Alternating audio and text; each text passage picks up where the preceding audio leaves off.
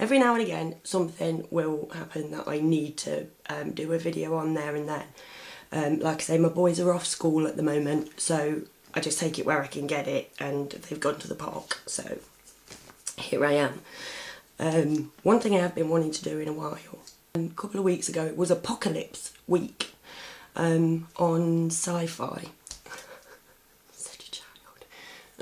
But they got like apocalypse films around the clock sort of thing. In the end of a couple of these films, the president did a little speech and said, look, you know, a huge portion of us are going to be wiped out. Look after each other now, because we're not going to survive as a species unless we love each other and give respect. Ladies and gentlemen, my fellow Americans, and anyone who can hear the sound of my voice or see this transmission. Today, we face an international crisis, a global crisis, one that no one expected, one that appears is impossible to stop. There is no plan to prevent this impending disaster. The governments of the world have been caught off guard, powerless to the whims of nature. My words can only offer inspiration. Inspiration to carry on if and when this has passed. To rebuild. To aid each other. To treat every stranger as a member of your own family. Because this event has shown us that the divisions that separate us, be they natural borders, race, religion, or economic strata, are insignificant. We are all one people.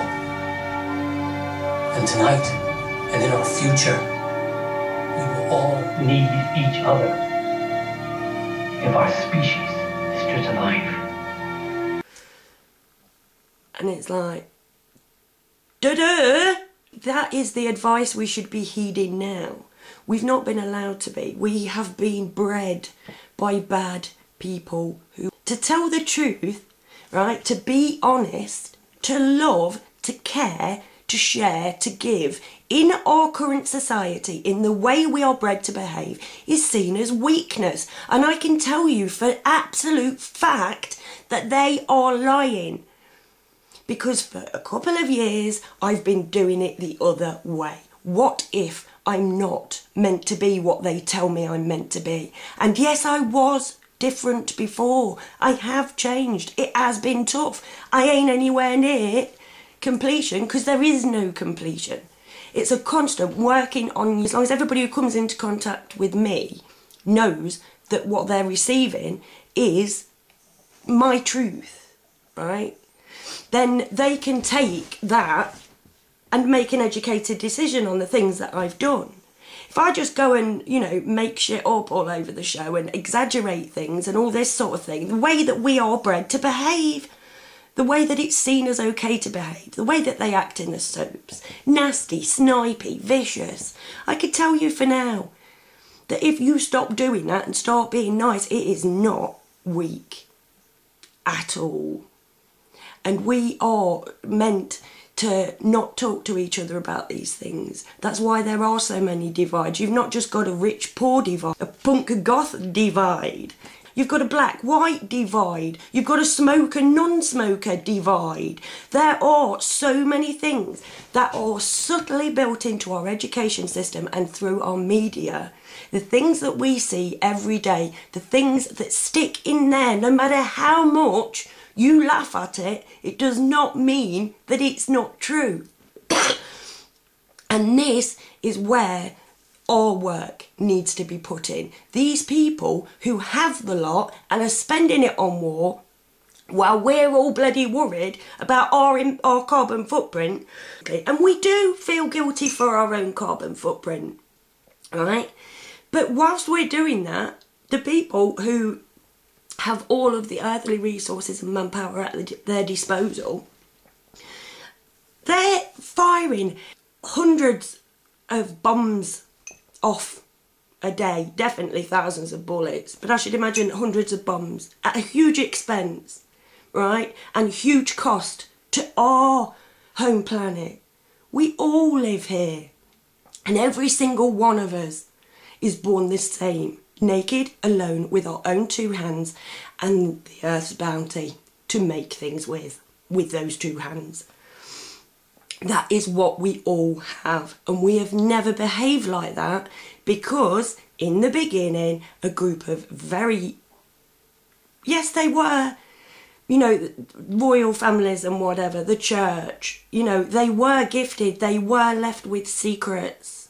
If we're not careful, it could be due anyway, right? But we'll look at it from the what we can do perspective. If we're not careful, we are going to kill the earth, right?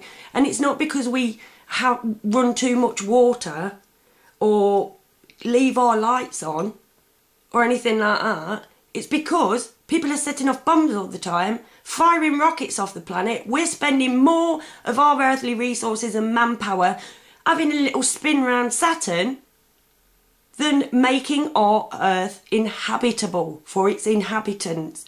Look at the logic of the way that the world is run. It can be changed like that. It will be changed like that. But it will involve, all you've got to do is all you've got to do. It does involve literally seeing the taboos. You know what I mean? It is the church. It is royalty. These people, there is no such thing as a silver spoon, and nobody deserves more than other people just because they live in a certain family. All the earthquakes, hurricanes, floods, it's like, maybe it's HARP, right? I'm sure that a lot of things are created so that we are scared and think that God's coming back, right? But also, the earth is going to scream at us as well because we're all part of that same energy. We don't give it credit. We don't realise, we're not allowed to bloody well know that we're all part of the same energy. It's like bull riding or whatever it is. It's trying to get you off. And that is what the earth is doing. It's like, stop doing this to me. You don't have to. We don't have to. Last night I dreamt that an alien race came down and literally it was wipe you off the face of the planet. There were all these ships and like, and it was basically, look, we've given you a chance. You're fucking stupid. You're stupid people. Look at you running around. Look at you being nasty at each other because you are trying to help. How can you laugh at each other for trying to help? And so we were getting killed. If there is an alien race, I wouldn't put it past them to wipe us off the planet. Especially if it was them that created us in the first place. When the bit I couldn't get my head round with Genesis was, well, why didn't God just say, right, okay, this free will stuff's not really very good. Let's just scrap the plans and start again. Do it and just not give them free will. Right? That would be the logical thing to do. Especially for a God, the God. What if we were created by an alien race and that is who this God person is depicted as in the Bible, the people that are coming back, we haven't learnt the lessons that we were left to sort out. We have always been under Satan's rules and we've done fuck all about it for ourselves because we've believed that Satan, when it educated us, to say that somebody else was going to do it for us. We have literally been laughed at, ridiculously so, and pulling each other down about wanting to change it is stupid. Please see the logic.